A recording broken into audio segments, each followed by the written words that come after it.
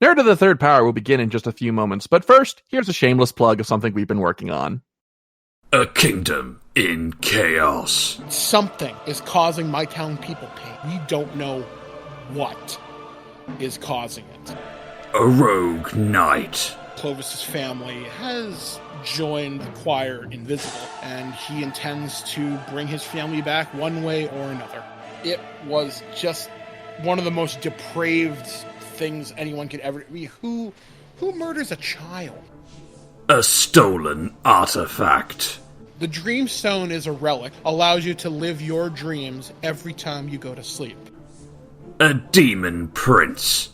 Something walking through the streets, just striking people down, left and right, people screaming and writhing in agony. And the only thing standing between the world of Faerun and total destruction. I have walked the 9 hells. All good intention, all love, all compassion will bleed. Our 3 adventurers.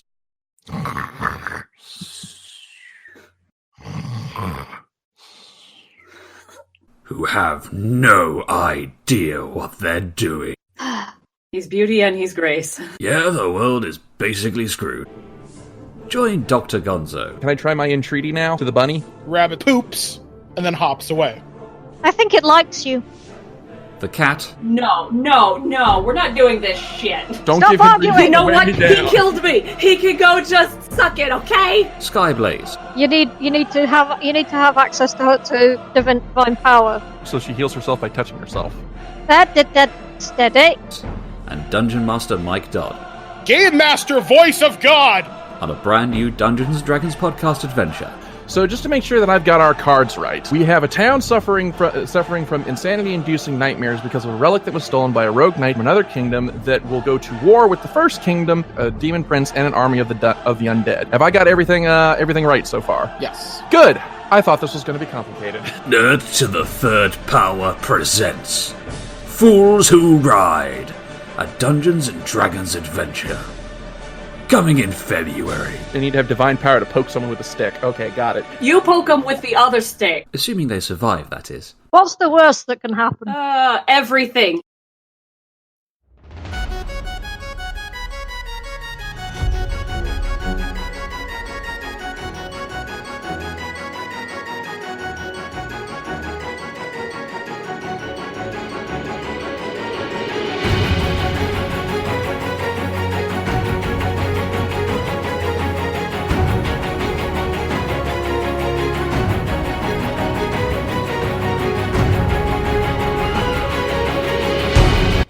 Hello, everybody, and welcome again to Nerd to the Third Power, your one-stop shop for all things nerdy and awesome. I'm your host and master of ceremonies, Dr. Gonzo. With me, as always, in this nerdy quest of awesomeness and looking like death warmed over is our resident anime goddess, the cat. Cat, you look like we need to call a plague doctor. Gosh. Which is an irony, because you play one in our other show. Yes, I feel fine. So physician, heal thyself.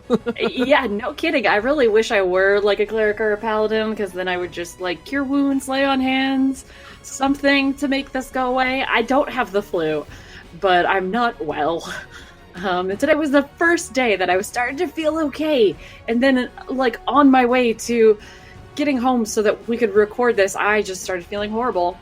And now I feel like death warmed over, so I think I'm actually allergic to this show specifically, because, I started feeling bad about a week ago, so maybe, Anticipation virus? And maybe it's just, this show just makes me sick. I see how it is. Well, there's no need to be hurtful. I know no other thing to be in my life.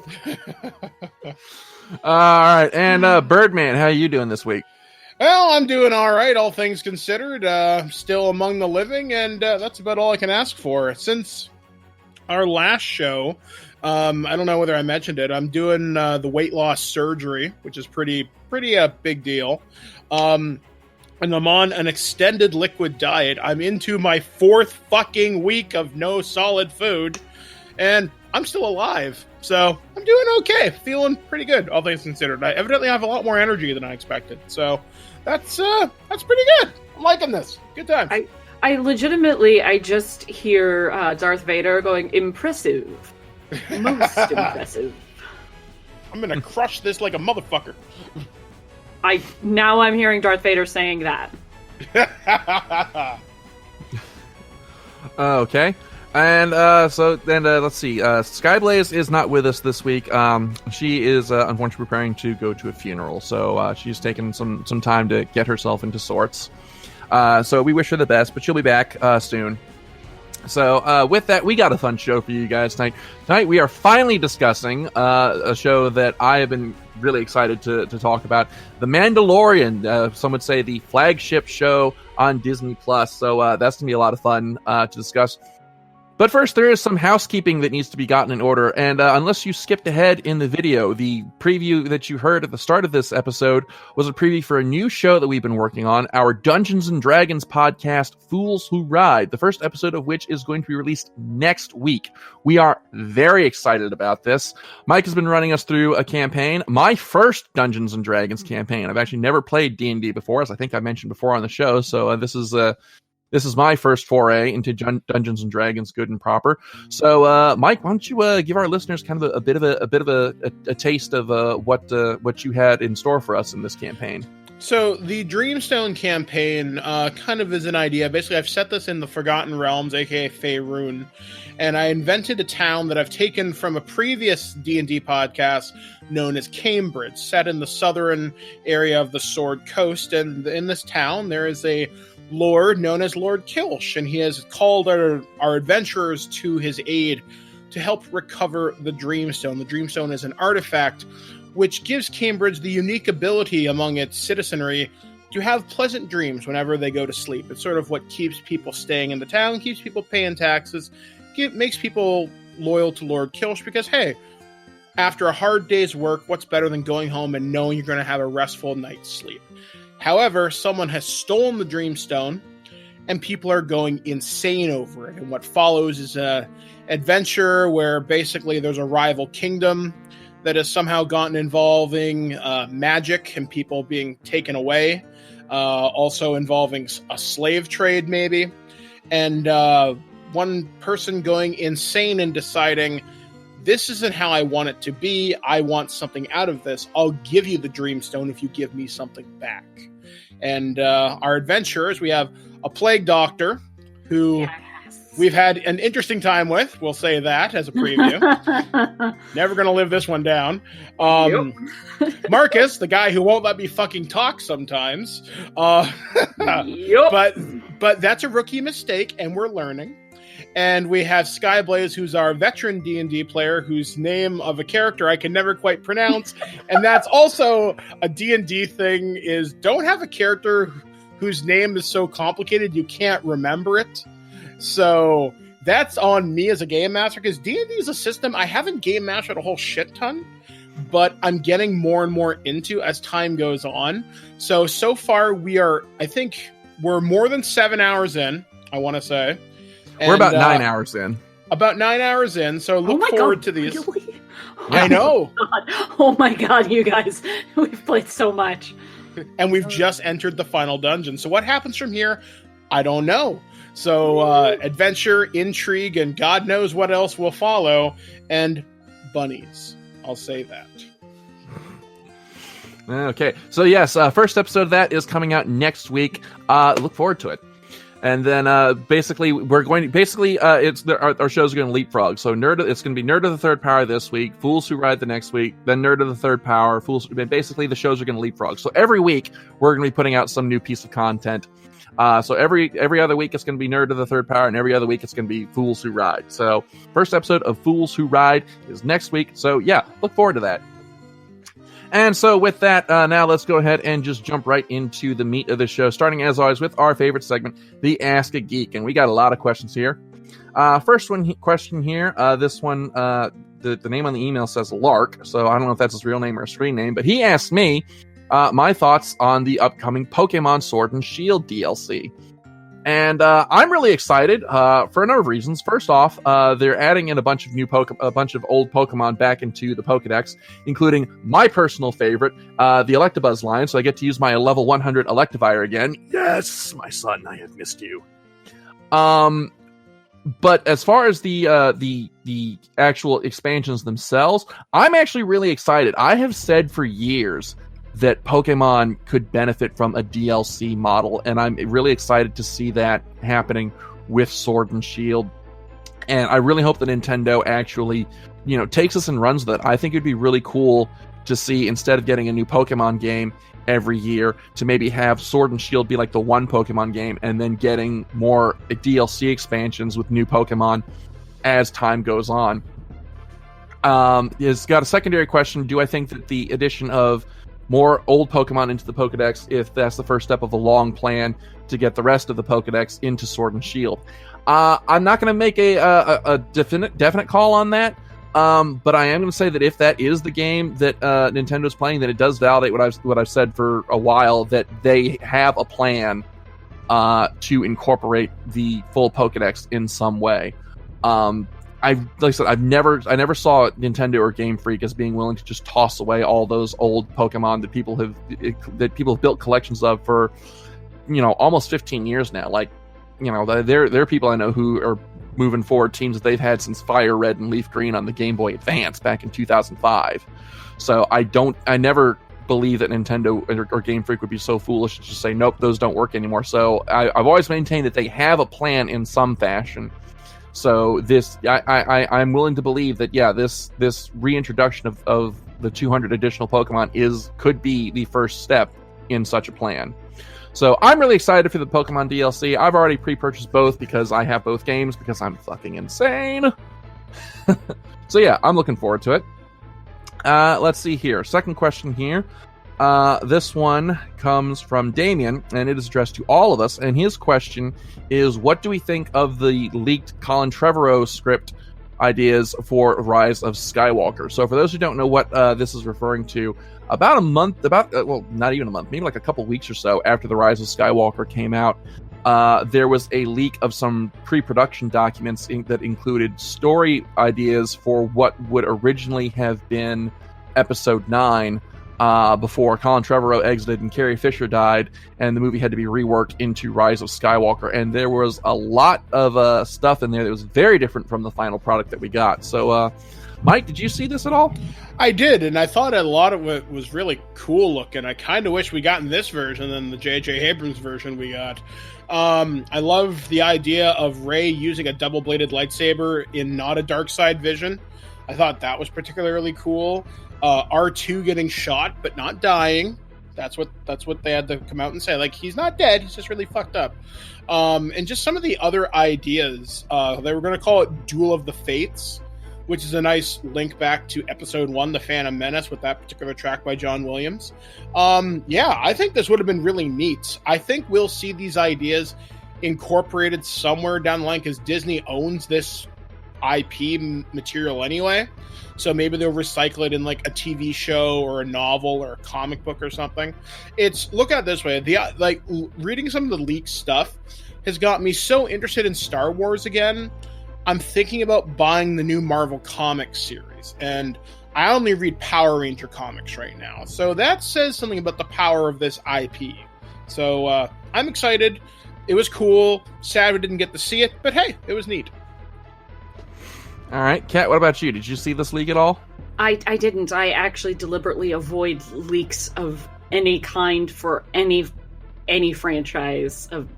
Typically because when I see leaks, there used to be like a really big problem with anime content getting leaked, like simuldubs and stuff like that were getting leaked, and it's actually just really detrimental to the franchise and to the fans. So I don't support leaks, and especially when Game of Thrones was in its final season and everything was leaks this, leaks that, and it doesn't really do anyone any good. So I've always just avoided leaks in general, and I kind of just, I mean, they can be insightful, but it doesn't change anything really.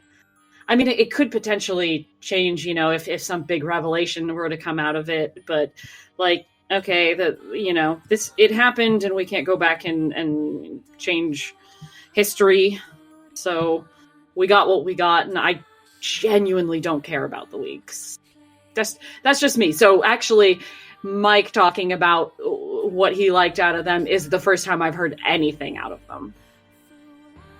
Okay.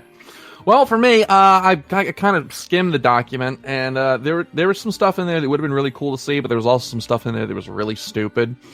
It did confirm my suspicions that Palpatine coming back was a rush patch job. So, it was nice to have that validated. And I can definitely see where the death of Carrie Fisher kind of threw a monkey wrench into the works of this, because a large portion of the story that was planned was focused on her. So I do kind of see where it was kind of, a good man died a bad death as far as this story idea went. As far as how it changes my perception of Rise of Skywalker, it really doesn't. I've seen a lot of people online going, oh, this just makes me dislike Rise of Skywalker even more because they were planning on doing this, and they couldn't do it. And I'm like, it's to me, my thoughts on that are the same thoughts I have on the rumored Snyder cut of Batman v Superman, which is like, if I'm going to judge this alternate cut, I need to see the alternate cut. Until then, I'm going to judge Rise of Skywalker by what I saw in theaters. And what I saw in theaters was, I thought, stupid. So, that hasn't changed. So this, what could have been has no impact on my thoughts on the final product that we did eventually receive. So, it would have been, maybe this proposed thing would have been a better film, but we'll never know. So, that's really all I had to say on that. I really feel like it's just people making an excuse to get angry about stuff more. I mean, that's just human nature. Yeah, I mean, we got mad because we didn't get the ending we thought we deserved after 42 years. But we don't know if this would have been any better. Sure, it had some cool ideas, but as Gonzo alluded to, there were some pretty fucking stupid ones too. So we got what we got. Oh well. Just give me my Obi-Wan series, which they've allegedly delayed. I'm good. I keep forgetting that's a thing, the Obi-Wan series. My God. Apparently not. I can only get so erect for that because I love Obi-Wan. He's like my favorite character in the franchise. And Ewan McGregor coming back. If I had a lady boater, but no, seriously, it got delayed because the scripts aren't where they're supposed to be. And Kathleen Kennedy says, hey, don't worry, it's still coming. We're just retooling a few things. And Ewan McGregor says not to worry. So I'm hoping my wise Jedi Master will not steer me wrong. So we'll have to wait and see. But we got plenty of Star Wars material. Like they're talking about the Old Republic being a TV series. There's the High Republic new era of movies they're talking about, which is like within Yoda's lifetime. So it can't be all bad. All right. Well, we shall see. But as I said, I judge what I've seen by what was placed in front of me. And speaking of Star Wars content that's been placed in front of me, that segues nicely into our discussion topic for this week, which is Disney Plus's The Mandalorian, the first of what, as this conversation has shown, to be the first of many promised Star Wars shows and properties. And I can tell you, I was really excited to hear about this, and I was blown away by the final product. So let's just jump right into it by first giving our general thoughts on this series. So, Mike, since you're in a Star Wars mania, what are your general thoughts on The Mandalorian? This is how you do the Star Wars universe proper. It had the right people in charge. It had Jon Favreau. It had Dave Filoni from the Clone Wars and Star Wars Rebels. The right people at the helm writing it. You had so many things going into this right that could have very easily gone wrong.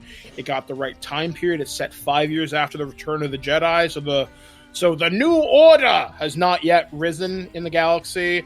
There's the Imperial Remnant is still very much a thing, which is kind of a leftover EU thing, which is kind of neat.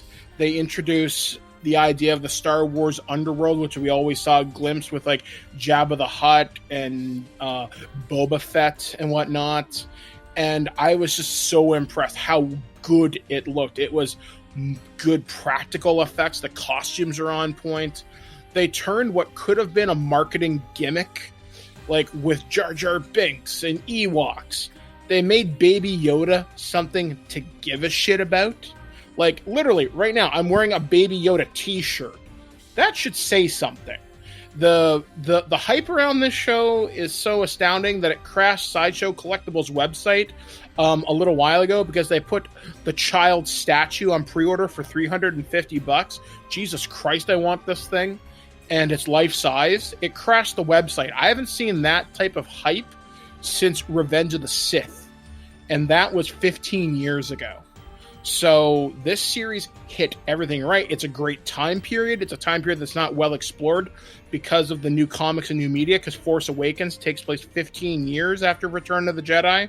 So it's got everything in the world going for it, and it didn't fuck it up, because it very well could have.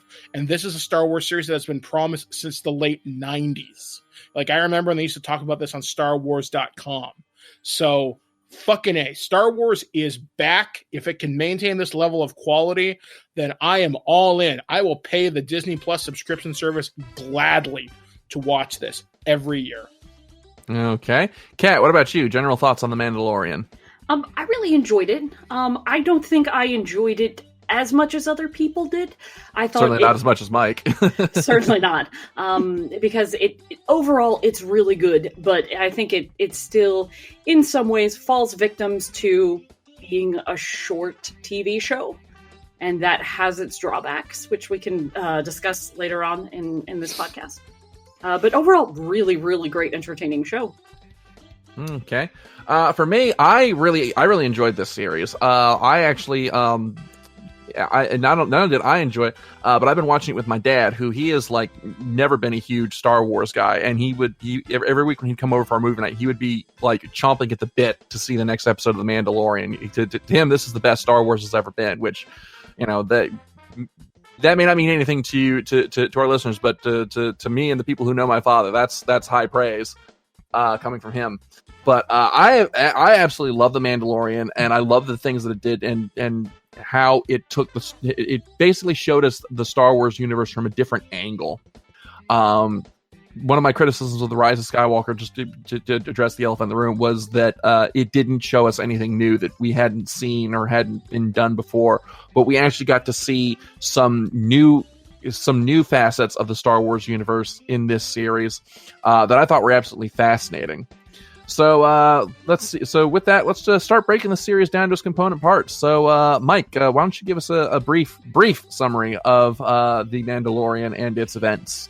Okay, so I'm going to do the too long didn't read version, so I'm going to kind of give you the elevator pitch. So the series follows the titular Mandalorian as he's out in the Outer Rim territory, so further from the galactic core than most people are used to. So nowhere near Coruscant. Think the area of Tatooine and Endor. He's way the fuck out there.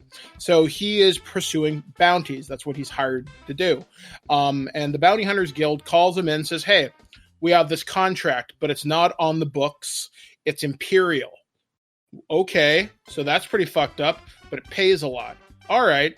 So he goes to meet Werner Herzog, so crazy German director, otherwise known as the Client. So he goes to meet him and says, hey, I want you to track down this tracking fob, which is a device which tracks a unique biometrics signature. Here's the last known location of said device and person. Please bring them back alive, and there will be a substantial reward. And he offers him Beskar steel, which is this Mandalorian type ore, which is highly resistant to blaster fire and can even block lightsabers.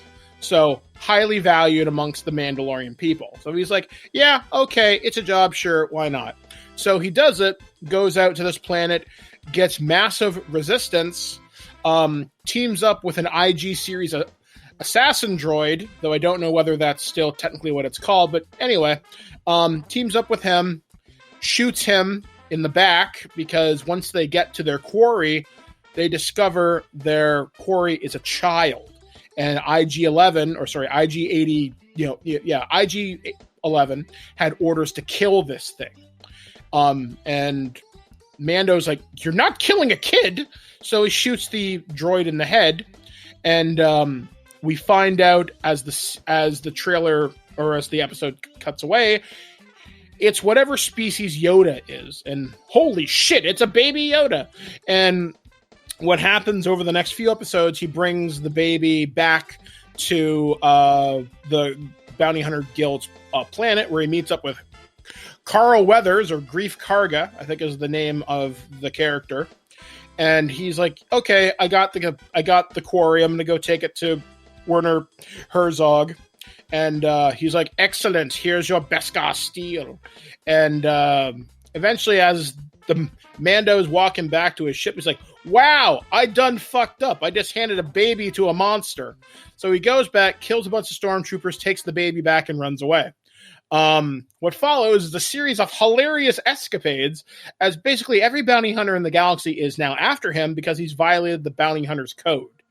And the Imperials are after him, the bounty hunters are after him, and eventually he has to loop back to the planet because there's only one way this is going to stop: if we get rid of the Imperials and get rid of the price off his head. And that kind of, I'm leaving a lot out, but that's the basic premise.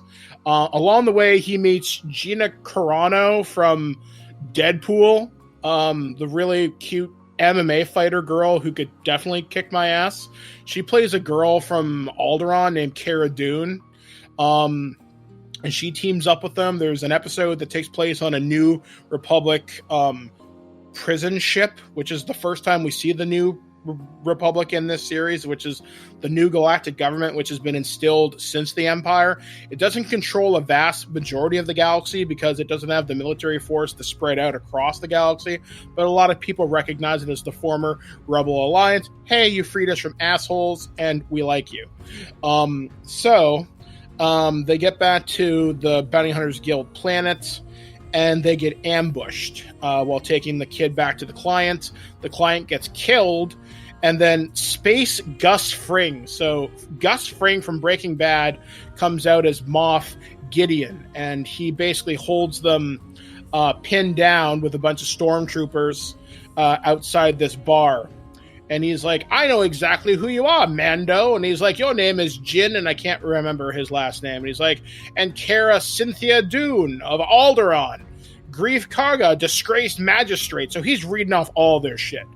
Turns out he's what would be the equivalent of Imperial NSA officer. He's Imperial Security Bureau. So he knows everything. He was there at the Siege of Mandalore, or the Night of 1,000 Tears. Basically, when the Empire came, kicked the shit out of the Mandalorians and made them a bit of a rarity to see in the galaxy proper.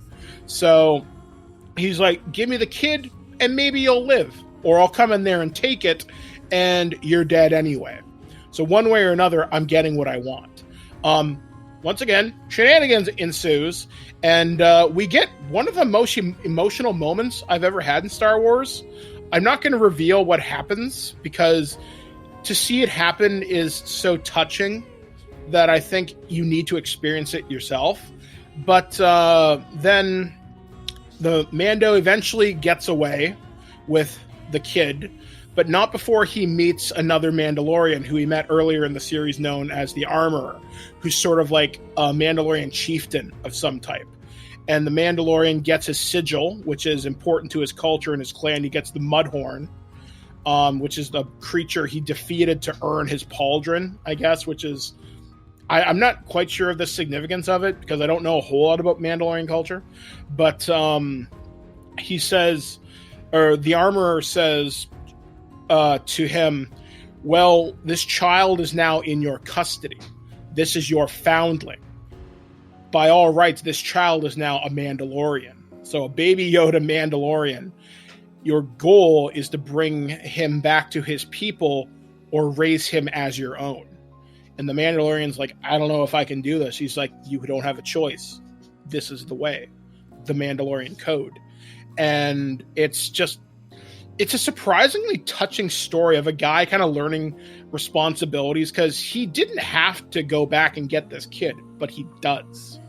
And then the series ends with Moff Gideon, so Space Gus Fring. He was flying, I think, what's called a TIE Outlander, so basically a TIE fighter whose wings can fold down for atmospheric landing. He cuts out of his crashed TIE fighter because he lives, because of course he does. And it's a lightsaber that's cutting out of the thing. You're thinking, holy fuck, a Jedi? Until you see the color of the blade. the blade is black. For those of you that have been paying attention, who have been watching Star Wars Rebels and Star Wars Clone Wars, you know exactly what this is. This is the Darksaber. The Darksaber is a Jedi artifact that was that was created by the first Mandalorian Jedi. And it's basically a symbol of power, basically who's allowed to rule Mandalore, as far as I understand it. I'm still not all the way through both series. And how Space Gus Fring got a hold of this, nobody knows. But he was there at the Siege of Mandalore, so it stands the reason he probably killed somebody pretty high up to get this thing. And probably in martial combat, no less. Or his death troopers did it. But anyway... and then the series ends right there. So season 2 comes later on this year. What's going to happen? I don't know, but they're almost done filming it. And my guess is we'll get a trailer for May the 4th this year, or we'll see something fairly... I'm actually really surprised we didn't get something for the Super Bowl. But if I have to wait till May the 4th, I'm totally fine with this, or Comic-Con. Don't give a shit. Show it to me. Okay. So let's start breaking down this series down to its component parts. So... Kat, what did you think of the story of the Mandalorian? I thought the overarching story was good. I was really interested in the recurring characters that were there, more or less. I was interested in the story of the Mandalorians and like their culture and all of that, and then the whole Baby Yoda thing is really great. I really thought that the squishy insides, the monster of the day kind of episodes were a little bit on the weak side. Agreed. Which is to say that they suffered from being in the middle of a TV show that doesn't have like a... I don't want to say it doesn't have a very strong story, because it does. It's just one where the main story isn't the focus of every episode. So what you have are these really great beginning and end episodes, and then some okay stuff in the middle. It's not good, it's not bad, it's just there. It doesn't really move the story forward. The characters are really going to come back in, or if they do, the payoff will be so much later that it's just irrelevant. So I thought that for such a short series, that the middle episodes should have been a little bit stronger than they were. But otherwise, the overarching story was really good. Yeah, I tend to agree. I really like the stories that kind of advance the overarching plot, but there were some kind of weak filler episodes. Yeah. The prison break one was probably the weakest one for me. Really? Yeah. But one of the things I did like about the series, in both the main story episodes and in the filler episodes, was how strong the characterization of our lead is, and how many different facets of his personality we get to see. And one of the bits that I think is the really strongest is in the episode where he takes the kid to the farm planet, which it's the episode where he has to defend this farming community from raiders who he finds out they have a fucking AT-ST walker. And you really get this sort of, wandering samurai kind of vibe where he's ingratiating himself to this community, and you see him kind of giving some serious thought to just staying here with the kid and, just being a part of this community where he doesn't have to be continuously fighting. And I really got the sense, he really wants this, but he also knows that, he would never fit in. It's not a place where he belongs. And like I said, it's a very wandering samurai, Western gunslinger kind of vibe, so I swear at the end of that episode where he leaves, I expected some kid to come running after him going, "Come back, Shane!"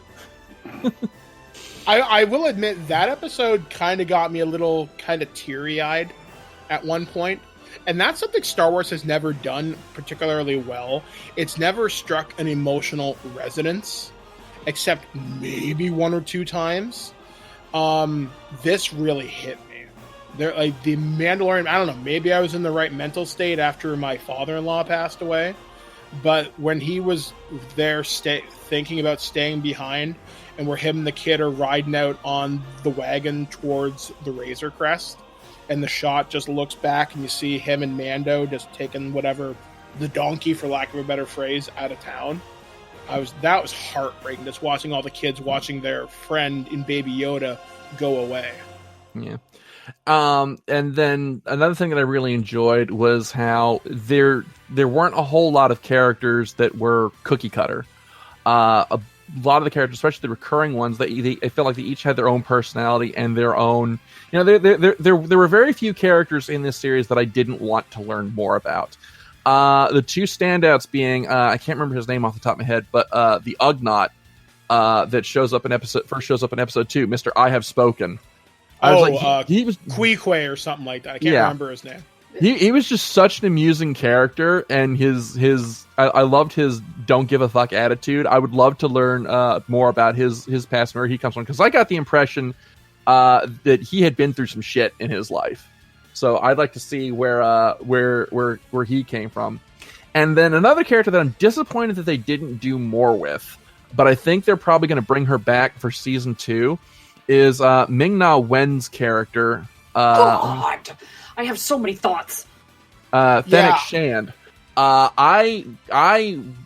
off, I just love Ming-Na Wen as an actress. Like, ever since I started watching her in Agents of S.H.I.E.L.D., I've loved everything I've seen her in, and she knocked it out of the park in that episode. And I thought that they were setting her up to be sort of a rival to Mando, and then they kind of. I don't think they. Her. Yeah, well, actually, I don't. I think they're probably going to bring her back for season 2, because remember at the very end of that episode, somebody walks up. Yeah, mm-hmm. And I'm thinking that's what makes me think that they're not done with her, because you don't bring Ming-Na Wen into a series just to kill her off in the first episode. That was actually one of my major gripes with this series. Is they just wasted Ming-Na Wen, because they announced some of the guest stars so early that when I heard Ming-Na Wen news in it, I was like, oh my god, this is going to be the greatest thing that's ever happened. I got so hyped up for it. And then she was barely in the episode and then dies, ? And I was like, how dare you do that to Ming-Na Wen? And how dare you do that to me personally? I was so mad. Oh god, if they don't bring her back, this is one of the things, is if there's payoff for this part, then maybe it'll have been worth it. But the payoff will take so long to get to. That, and there's so much on the floor they left with her, because she's this former Imperial assassin who's taking contracts for the Hutts and everything. That's a lot of world building you don't just leave out on the table and not do anything with. Indeed not. So I'm hoping that they character in the Mandalorian, and it's not relegated to side stuff like books and comics. I'd really like to see more of her character on screen. But I mean, that speaks to part of the reason that the characterization of these people is so strong falls down to the cast. So this is a good segue into our next segment of our dissection. And I gotta say, the casting of this series is just spot on. I mean, just about every character knocks it out of the park in this series, and I love just the little moments of these characters interacting with each other, especially between Mando and the child. Just those little moments, no, that's not a toy. Okay, I'll get you something to eat. No, spit that out. You don't often get. It would have been very easy for them to have Mando treat the child as just like a MacGuffin, just like a piece of cargo to haul around. But no, they actually have him show the little moments of him interacting with this kid, and you get moments like that with just about all the characters. Another standout cast member is, let me find the name here. What's the character do? Gina Carano. Yeah, yes! Gina Carano's Cara Dune, who another character that I want to see more of. I loved her and Mando's interactions. It's so easy to just say in a series, oh, these two characters know each other, and then leave it at that. But the way these two perform on screen, you really get a sense of history between these two characters. These are two people who they've known each other professionally, if not on a friends basis, for many years. And it's just absolutely stellar performances all around. I don't know if this is true, but I heard that she did her own stunts, and all the other stunt doubles were terrified to work with her because she would fuck them up. Yep. Well, because I mean, she's that got doesn't. that background. Yeah, she's a mixed martial artist, so no, that doesn't surprise me in the slightest. Yeah, so I don't know if that's true or not, but I'm running with that headcanon that absolutely everyone was her. Well, she also carries herself with such charisma and such screen presence. I mean, she could have been a one and done character, like, oh, that's a former rebel shock trooper, which essentially doesn't mean anything. But no, that's the type people that the Alliance would drop into a hot zone first and would fuck shit up. With her, you believe it. She's not some waif thin. They didn't just cast her because she was a woman. They cast her because she was a woman who was capable and could do stuff. She looked cool. Yeah, she's basically Space Rambo. I want the toy of her so ridiculously bad, but I'm not paying $90 for it. She's basically the wife of every person on the internet who wants a wife who will just stomp on them. She's wife. And moving on. So, Kat, who was another cast member that stood out to you? I really liked the character of Grief Karga. Carl Weathers. It was he's one of those characters where you're just like, okay. You could see him being a bit, I don't know what other character he mentally equates to in my mind. Maybe a little bit Lando, because he's got kind of a salesman personality. He's basically Lando without the scruples. I mean, yeah, a little bit. But yeah, he's just this fun, energetic, kind of charismatic, but he's a little bit of a con man too. And you're like, okay. And I kind of didn't think he'd be a thing after the first couple of episodes, and then when he comes back in later, and I was like, yes, I'm so glad they went the route of giving him a little bit more to do, because it made me way more interested in his character. Well, Carl Weathers is like Ming-Na Wen. He's one of those actors who you don't just bring him in for a cameo and have it be done. You got to give him some scenery to chew. Yeah, he's got to just kick someone's ass. Well, just a little bit. That's the thing. They could have wasted Carl Weathers, but the thing is, he has such comedic timing. If you've ever seen him in Arrested Development, he's fucking hysterical when you get him in the right situation. And I have a feeling they probably let him play a little bit with some of his scenes, but when he wants to get serious, he's like Dylan from fucking Predator, and he really digs into it. And the fact that they made him interesting, because that character could have been one and done. They could have killed him off in the 3rd episode and let that character go. But when they brought him back in the 8th episode, they didn't have to, and they gave him enough stuff to work with. So the fact that him and Cara Dune have kind of teamed up, that's interesting as hell. So go Space Carl Weathers. I'm so happy you're in this show. Yeah. And then I also, even though Moff Gideon was not in it a lot, I love Giancarlo Esposito. Yes. I feel like I never recognize him in a role. Do you, because he transforms into his characters so well, and for me, everything I see him in is so different from the last role I saw him in. So, having him in this, playing a character type that I've never really seen him play before, is really exciting. So I'm really, that's going to be fun. I think that's going to be fun. Okay.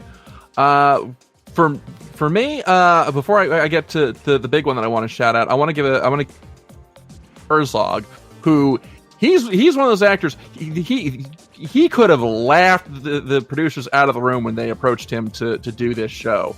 The man has just that kind of pedigree, but he came into this and he did not phone it in at all. It was clear he was having a lot of fun with his role, and he actually said in interviews that he found doing The Mandalorian one of the most fun things he's ever done. And I was really disappointed that they didn't do more with him. But at the same time, he's also one of those actors who he steals every scene that he's in.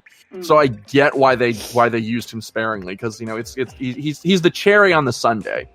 But if we're going to talk about awesome performances, we have got to give the gold medal to Pedro Pascal as the Mandalorian. This man spends 99.999999% repeating ad infinitum, wearing full armor and a helmet. We only see his face for a grand total of 30 seconds, but this man's body language and the way he performs with his body and his movements like it would have been, they could so easily have made Mando into just this basically an automaton with no personality. He would be just like kind of almost like Boba Fett was in The Empire Strikes Back. He just kind of was just there in every scene he was in. But no, Pedro was able to just through physicality imbue Mando with such personality.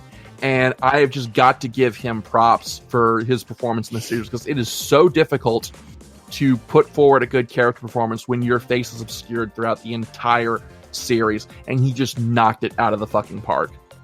And to go along with how well he did, like the writing of the character, you know, because we've always seen Boba Fett as like this quiet badass, and that is clearly what they wanted us to think first about Mando, and he definitely gives off that like I'm a lone wolf. I'm just looking out for number one.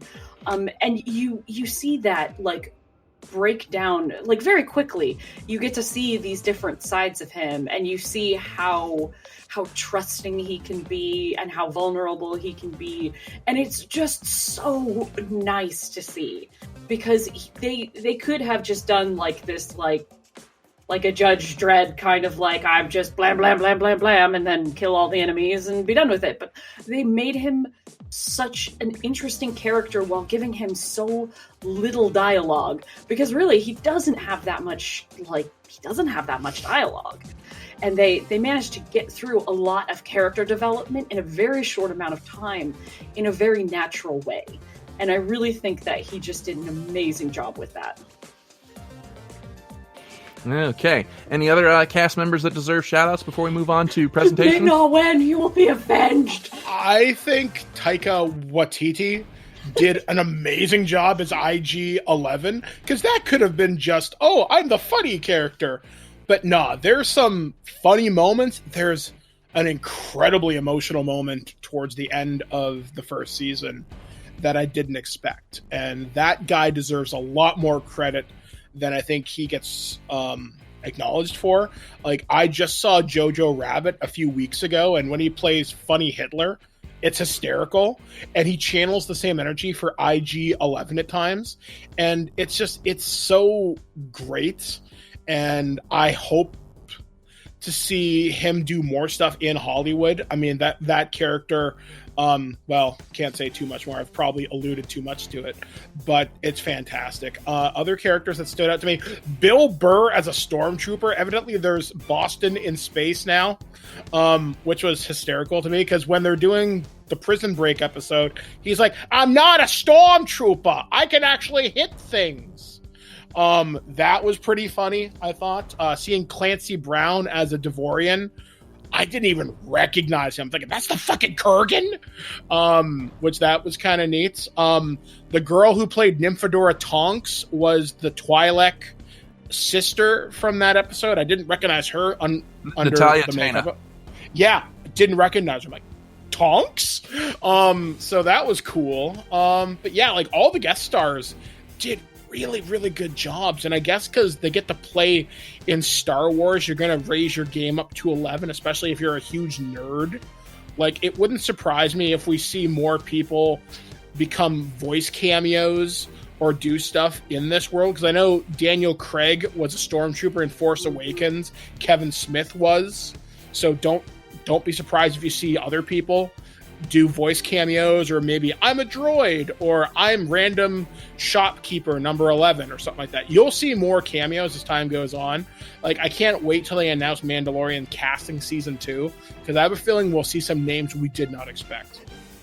I think it would be fun if this became the new thing that everyone wants a cameo in, because, you know, it's been the Marvel movies for so long that everybody wants to cameo in it, and they get a little I don't know what the right word is, but they stand out a little bit at times, but in fun ways. And I think this would be a good thing for everyone gets a cameo. I'd also be interested to see how many more Game of Thrones actors they could throw into the show.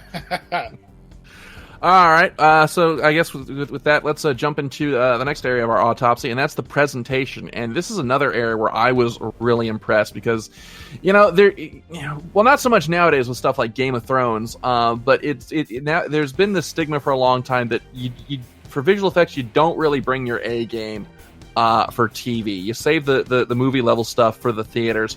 But I mean, the visual effects in this series, I mean, they were right on par with the films as far as I was concerned.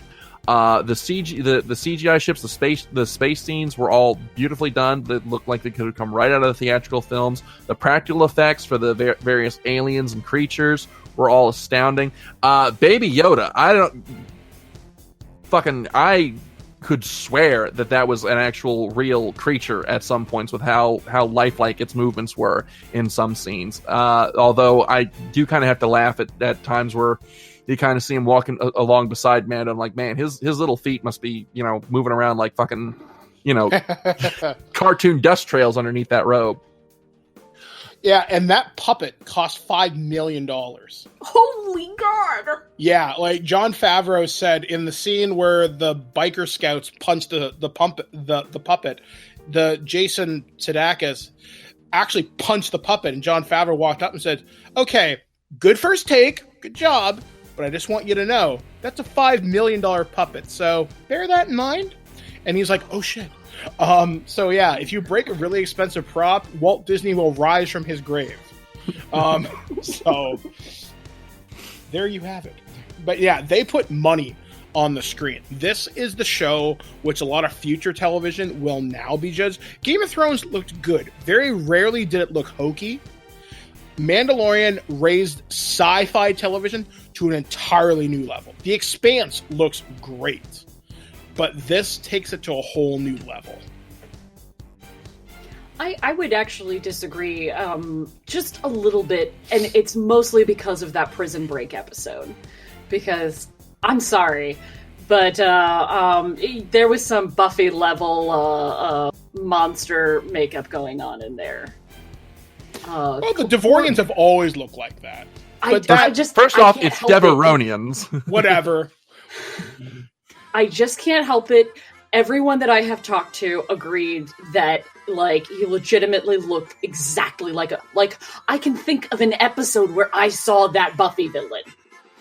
I remember a specific Buffy episode. It did not strike me as being very, even if it's canon, it didn't look like Star Wars to me, is what I took away from it. It just didn't have the right vibe. It didn't give off it. It was Buffy, okay? Yeah, I'm at least as far as the Prison Break episode, I'm inclined to agree, especially with the makeup effects on some of the alien characters, the Twi'leks especially. I don't know. I just feel like the makeup and costuming for that episode was kind of subpar, and Bill Burr's costume was a little bland. And it didn't need to be perfect in that episode because that wasn't, one of the monumental episodes. But I will also say that I was actually kind of disappointed in the big finale because a lot of it felt like it was on a very closed set. It just kind of moved from a couple of set pieces to a couple of set pieces, and they were kind of smaller set pieces. And I was expecting something maybe a little bit more spacey or a bigger fight or something, but because something more grandiose. It really felt like a lot of it was clinging to one location because it's obviously going to be cheaper to film at one location, and it felt like a very studio fight. And so I was a little bit disappointed that okay, still here. They're still here. Okay, now they're in another set, and now they're in. There was a couple of things that I think lasted just a little bit too long that I felt like was them buying time to pad the episode a little bit. So I was actually just a little bit disappointed in the final episode because it was this big season finale, and there should have been these really they should have really gone whole hog on it, and they did with all of the characters, but less with the setting. Well, on the note of feeling like it's shot on studio, I was surprised as hell to find out there was absolutely no location shoot in the series, that everything was done on a closed set. And I'm like, motherfucker, you could have fooled me. Just that one episode where they were on the farming planet Like, I could have swore that they'd gone out to, like, the rice fields, like an actual Asian rice field or something to shoot that. So, like, the set design in this series, big thumbs up to the set designers, except on that Prison Break episode. The Prison Break episode on its own was just kind of... I get the feeling that was just kind of the junk episode. It's like, all right, we need another episode. All right, make a bottle episode. But the set design was phenomenal. That I seriously thought that they were location shooting throughout most of the series. To find out that it was all done on a closed set, I mean, wow. That's all I can say about that. Just wow. Another thing that I want to give a shout out for is the music. I went in expecting a lot of big, bombastic John Williams type scores, and I got absolutely none of that. And what we got instead was a sort of subdued soundtrack that it gave the right mood to the scenes without overpowering it. Because one of the things that as big a Star Wars fan as I am, I have to acknowledge happens is sometimes the music can kind of overpower what's happening on screen. And I didn't get any of that in this series. It was just this great. It worked. Yeah, it supplemented the series without sort of overpowering. So big props to Ludwig Göransson, the composer for this series, for his work. So and I know I'm probably the only person who notices this, as Kat repeatedly says, but I'm going to ask anyway. What did you guys think of the score of this series? I loved how it fit with the scenes. Like you said, it wasn't overpowering. It worked parallel with it. It brought emotion when it needed to. It wasn't. It was a character in so much that it made you feel things. It made you. It knew when to touch on the heartstrings. It knew when to get you excited. It was a very good companion piece. And for television scores, which is something a lot of people don't really appreciate, this is fucking fantastic. I loved it. The Mandalorian theme is so great. I've heard a trap remix of it, which I think is really interesting. So yeah, like, they did a job. And to speak a little bit about sound design for this thing too, a big part of Star Wars is sounds like Star Wars. You know what a speeder bike sounds like. You know what a blaster sounds like. And it's nice to see a Star Wars property over 8 hours, give or take, that doesn't have the snap hiss of a lightsaber, except for the end. It didn't have to rely on sound tropes, like, here's a TIE fighter, here's an X-Wing, here's a blaster cannon. Nah, it developed its own sound identity. And I think that's something that should be commended as well. All right, Kat, what about you? Score and sound on this series. I actually like all of those sound tropes out of Star Wars. They're practically so do I. things. But I thought it was all good. I liked Mando's theme quite a lot. I thought that it lent itself to building up the image that we kind of all came away with, that it was a little bit more of a spaghetti western than it was like a normal Star Wars piece of media. It was just a little bit more of a spaghetti western. It had some spaghetti western themes, and I thought that the music lent itself to that, to kind of pull us away from, this is just another space war. This is something a little bit more personal, a little bit, I don't want to say down to earth, but it was a little bit more down to earth. A little bit more grounded. A little more boots on the ground. Yeah. And I thought that did a good job of that. Okay, all right. So then let's see. Is there anything else worth talking about here? Oh, I wanted to talk about something that really super impressed me. Okay, well, then the floor is yours. The artwork in the end credits. Yes! Oh my god, I can't even describe how nice it was to just watch the credits and get to see a beautiful, like, a new piece of art. And it wasn't, like a still frame, and it wasn't just a blank screen. It was a really amazing. I think those were painted by Filoni, weren't they? I don't know who, but they do look painted. So they look like genuine Ralph McQuarrie paintings. Who, for those of you who know, he was the guy who did all the concept artwork for the original trilogy. And I thought they looked like an older sci-fi kind of theme to them. They looked like something out of like the 60s. that you would throw into as an advertisement for the film, kind of thing. And I just thought they were so beautiful, and I want wall art of all of them. I want a book of all that art. Yeah, like an art book coming out of it would be a really hot ticket. Just some posters I'd really like. I'd frame those and just line my halls with them. It'd be so nice.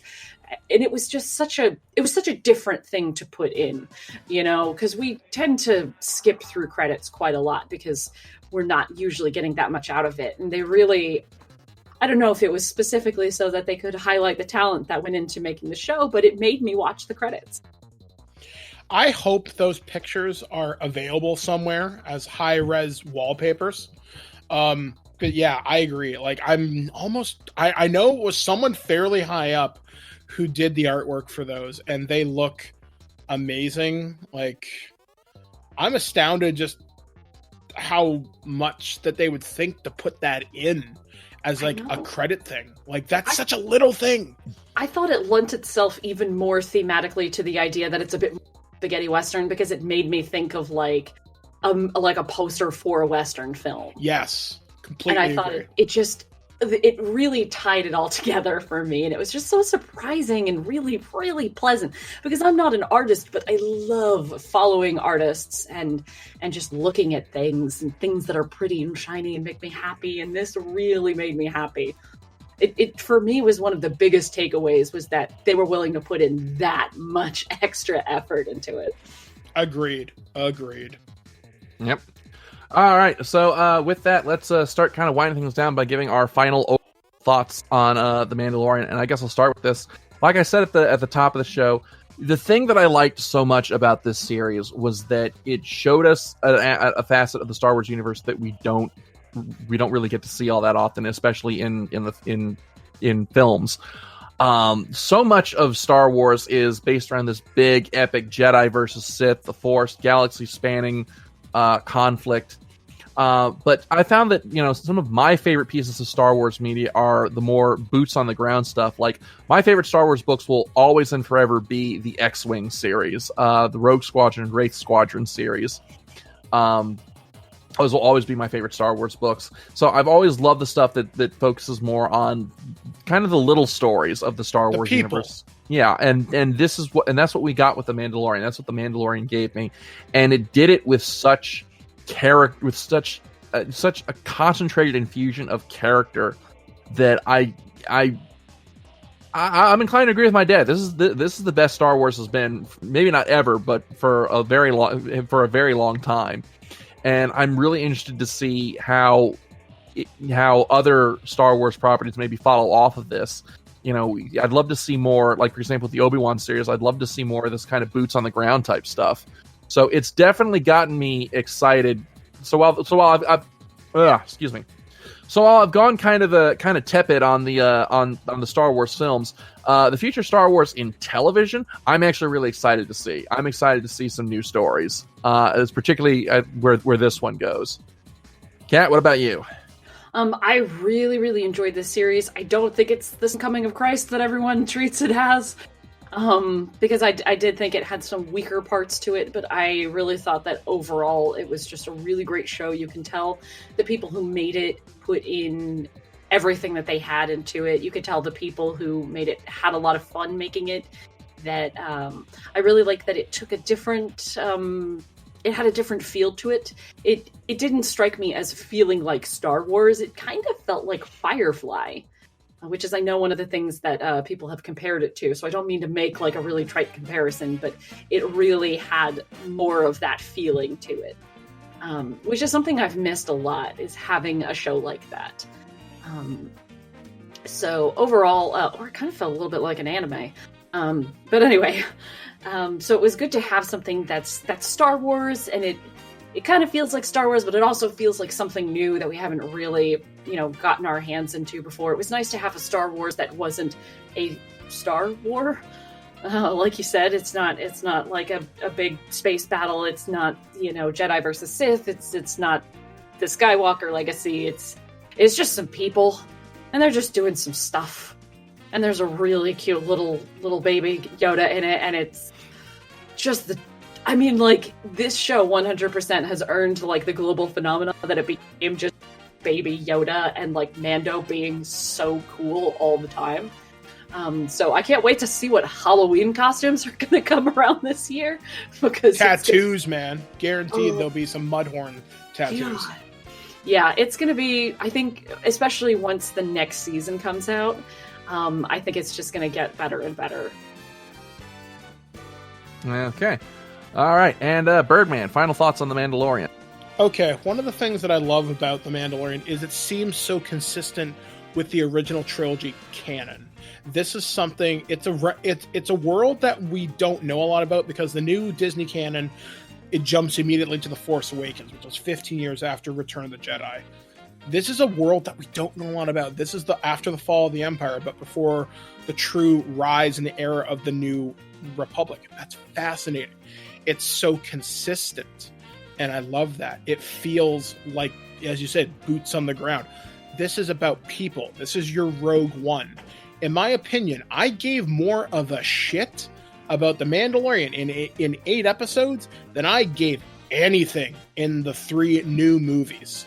I would watch The Mandalorian over again over the new movies any day of the week. I would also watch the extended media.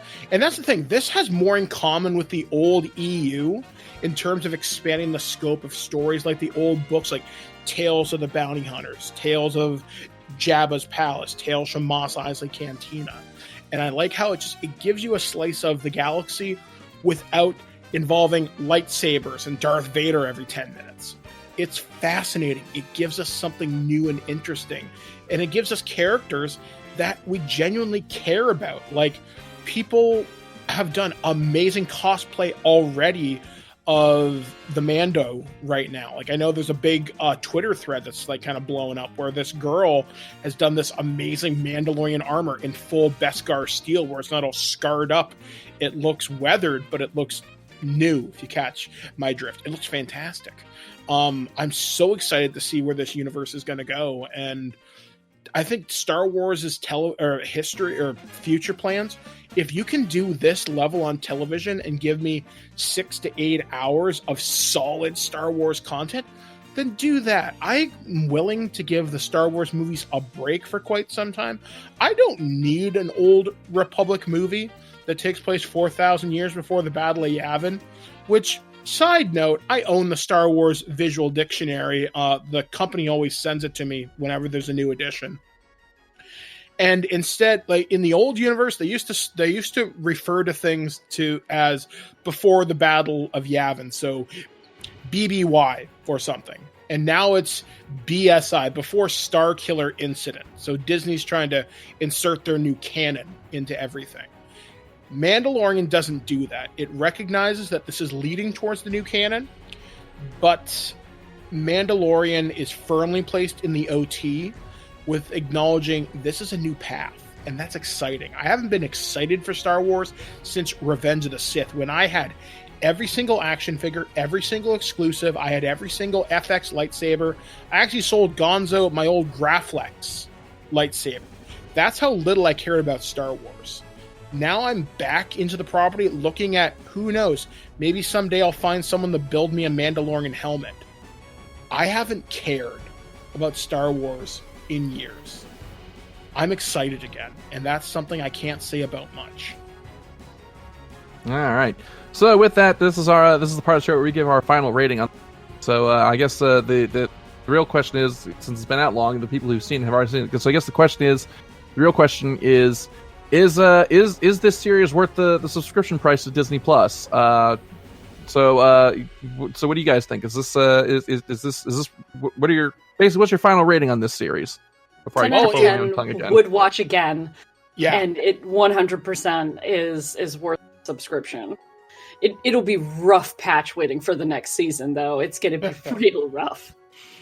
Well, I'm sure in your case, Kat, you are consoling yourselves with the wait by marathoning Gargoyle again for the 10th time. I really need to. I haven't actually been watching any television. I caught up on Witcher and I podcast. Say again, you cut out for a bit there. Sorry, I was saying I caught up on Mandalorian, I caught up on Podcast Land, where I've been for like the last... actually watch that much television, but I did make a nice long queue of stuff to watch on Disney Plus. All right, and I'm gonna agree. This series knocks it out of the park. It is definitely worth the price of admission to get yourself that. It's definitely worth that Disney Plus subscription, and I'm really excited to see what the future of Star Wars television holds. So yeah, and so with that, that's about all the time that we have for Third Power this week. Don't forget, next week, first episode of Fools Who Ride is coming out, our Dungeons and Dragons style podcast. It's going to be a lot of fun. So we will see you next week for Fools Who Ride, and the week after that for Nerd of the Third Power. As always, I'm Dr. Gonzo. I'm the cat. This is the way. All right, we'll see you guys next week. Taka, play us out.